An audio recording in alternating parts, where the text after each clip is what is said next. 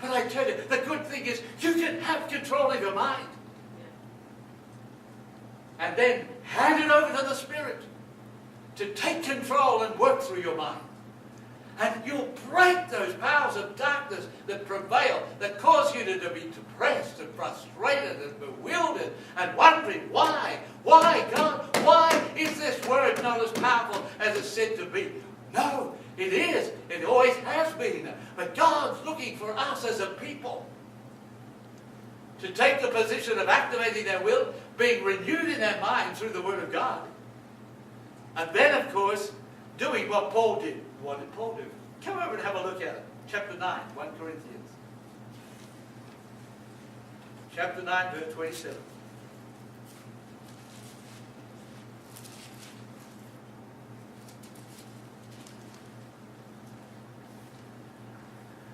He's talking about the walk of the life. And he says in verse 26 of chapter 9, 1 Corinthians, therefore I run thus, not with uncertainty, thus I fight, not as one who beats the air, but I discipline my body and bring it into subjection, lest when I have preached to others, I myself should become disqualified. I buffet my body. Oh, I tell you, this is what we have to do. Friend, if I'm not growing, you won't grow.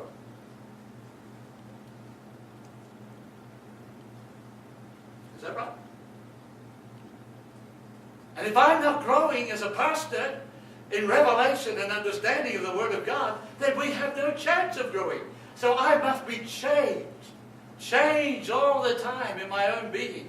Changed by the Word of God. Changed by the Spirit of God. Changed by the God principles that are birthed in my life that I believe in. And as I get changed by it, then others will be changed by it. It's the same in our life, in family, you know, mums and dads, and in those situations where we have young people, we need to be changed by the circumstances of life, and then the change will be believed and followed, because our heart speaks more than our words. Our heart speaks specifically into the heart of the individual. Paul knew that, and he said, I buffet my body, I bring it into subjection. Now, he had some fun times, didn't he? Probably you or I, after the first 2 or 3 shipwrecks, would probably say, this is not the call of God. You and I, after 2 or 3 jailings, would say, well, I missed the call somewhere.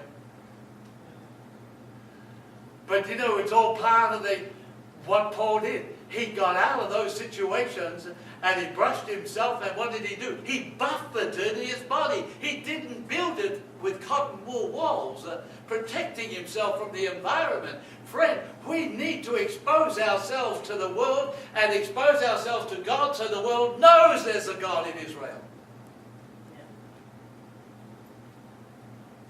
Peter Cartwright was a great preacher, mighty preacher. If you want to read about him, he was back in 1820s, 1830s, 1840s, here in North America. And on one occasion, he was preaching in the south of USA. And he was preaching on sin, and he was saying, declaring the fact that we need to come to God and get rid of our sin and deal with our sin.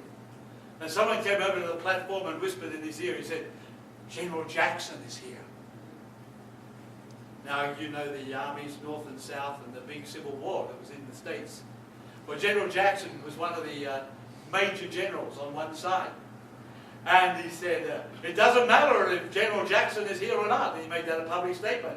We are still all sinners, and we need to come to Christ. And he spoke without fear on that subject. And as he spoke, he warmed to the subject. He's a classic. I've got his biography. It's a really interesting biography. Peter Cartwright. But right at the end of it, he was, of course, off the platform, and General Jackson came straight up to him, and he said, I wished I had an army full of people like you, Peter Cartwright. Fearless men who would stand. We would win every battle, wherever it was held. I tell you what, I want a fearless army. A fearless army. who will stand for what is right, who will not allow themselves to be caught up in mental processes which are contrary to God's way. And as we take that position, God will bless us and bless us and bless us. There will be mighty manifestations of the Spirit of God. Because He can't withhold where faith is found. But where faith is not, there is nothing happening. Faith forces God to move. Faith is what brings revival. It forces God to move. He honors faith wherever it is found. Oh, isn't that exciting news today? Wherever faith is found, God honors it. And we can say, oh, it's community unbelief, and we can make a raft of excuses. I tell you what, when we get close to God, see, God couldn't stop healing the Syrophoenician woman. She wasn't of the right tribe. She wasn't of the right nation. She was of another nation.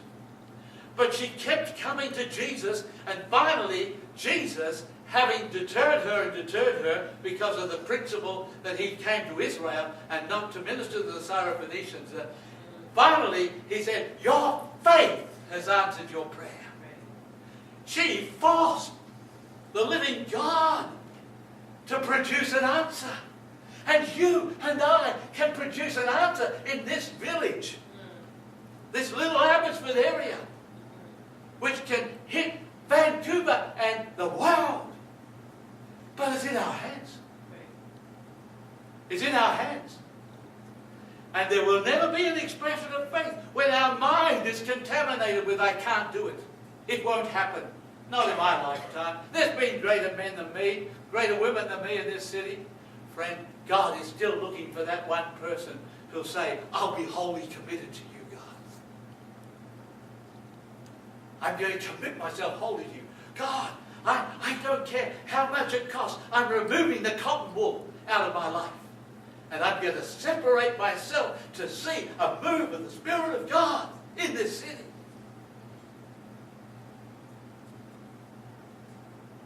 I've heard it all before. Maybe you say that. Hey, but this is going to work if you clean up your mind. Oh, but my mind's all right. Hey, that's between you and God. Keep it right. Keep the transmission. That's your thought life. Keep it pure. Put new corridors of thinking into your mind. The way you think sometimes is probably so bad you'd hate anybody to know how you were thinking. Put new corridors of thought into your mind which check those thoughts, which make sure those thoughts are butted out of your life. Quick smart, where Satan has used them before and sown seeds into your life. Your life. Yes, it's a seed sown. That's what we said at the funeral. But at the same time, it's a seed that you can sow which is pure in God and produces pure fruit. Just one last story. I remember watching a football game. It was like watching Calgary Stampede and the BC Lions, that sort of football game. And it was in an open stadium, and they had big trees all around part of the stadium, and the rest was built in. Well, I went with my uncle, and I was just a youngster. And we couldn't see the game properly, so we found a couple of trees. But so did another 30 or 40 kids. And so we're all up in the trees with an excellent view of the game.